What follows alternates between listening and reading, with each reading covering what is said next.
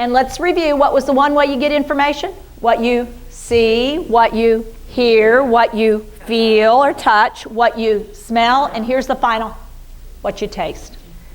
And that changes too with dementia. And the smell, I was telling you, they keep their other sense of smell generally. They aren't good at necessarily accurately identifying, but they do know pleasurable from unpleasurable. But what they don't do is the danger smells. That's what I was emphasizing here with sense of taste.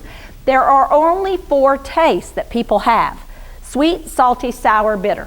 Sweet, salty, sour, bitter. And yet everyone in this room has a different opinion about what tastes good. Everybody has their preferences. Here's the thing that changes, we think, with dementia. This is what we're seeing. Which sense do you think stays the best under taste? Sweet, salty, sour, or bitter? Which one do they keep the best? Sweet, you're wrong. Salty, nope. Bitter stays the best. Their sense of bitter is the strongest. So what do you start seeing them do to a cup of coffee? Add lots of sugar. They actually need more sugar to get bang for the buck. They want more sugar so they can get it, because they aren't picking up on sugar nearly as much.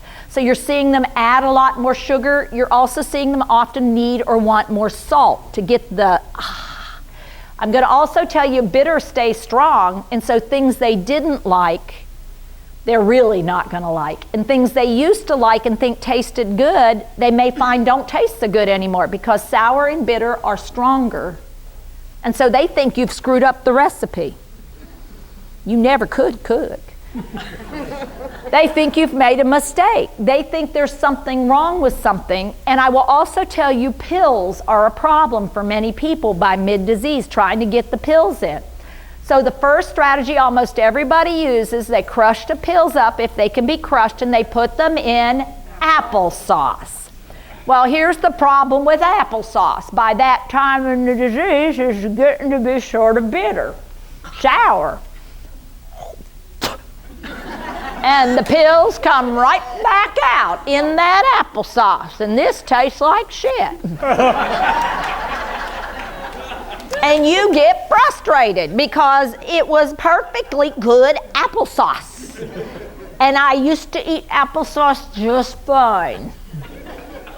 So here's how, I don't want to use the word stupid you are, but here's how much trouble you have getting this.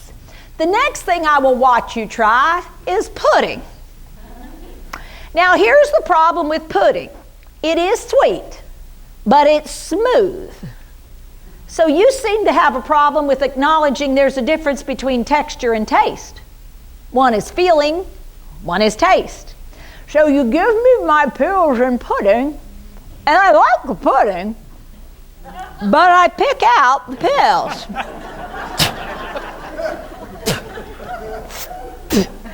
Honey, there's something in there. I don't know what that is. Tastes like shit. Okay? And you get frustrated. So here's a thought and a recommendation and an idea. Try putting my crushed up medication in jam. Now notice what I said, jam. Why jam? It has some texture and it's super sweet. And you can put a little bit of that on a piece of toast, and I will eat my way right through it. Some of y'all have to get a little smarter than you are if you're going to do this, because the problem is you act like you got dementia. What you do instead is you need to take these pills. Look at me, Mom.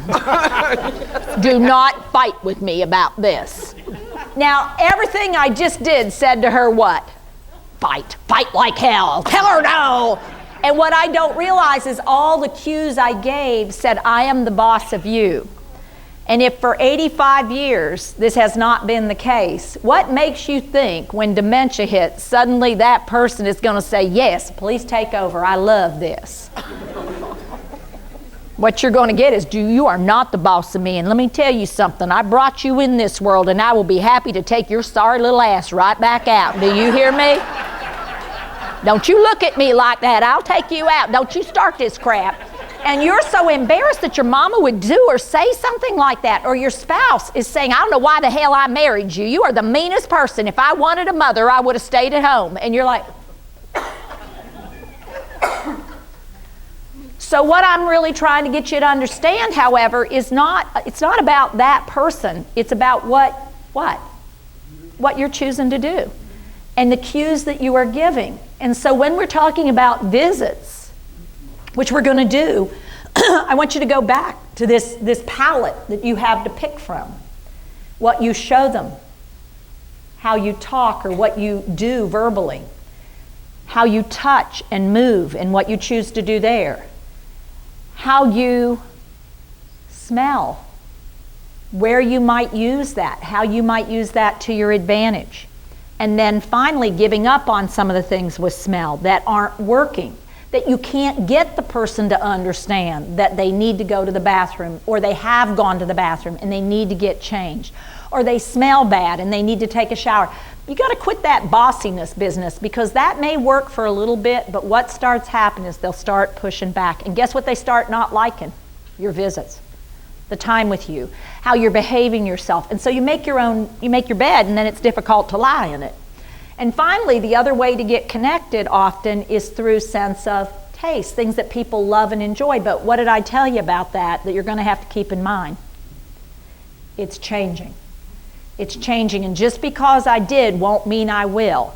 And so I say, oh, I love these crackers. These are wonderful. I could eat a pack of these. So you decide to go to Sam's and buy a case because I said I like them. And you're thinking, finally, something she likes. And you buy a whole case because it was on sale. And you bring them in to show me the gift that you have to give me. And then I look at them and I say, well, I'm not going to eat that shit. I don't want it.